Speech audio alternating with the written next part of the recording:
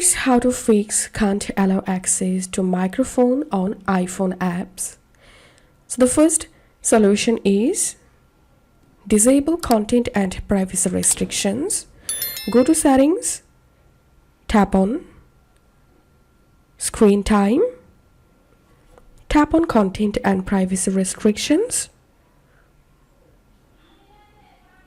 and disable content and privacy restrictions option from here, and then check the problem if fixed or not.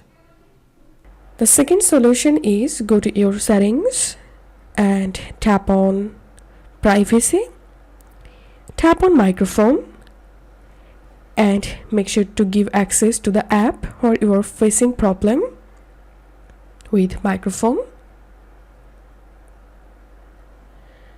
And the third solution is offload the problematic app. To do that, go to your settings, tap on general, tap on iPhone storage,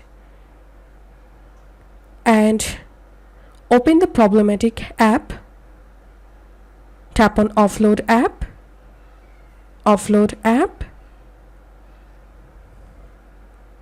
and reinstall the app and check the problem if fixed or not.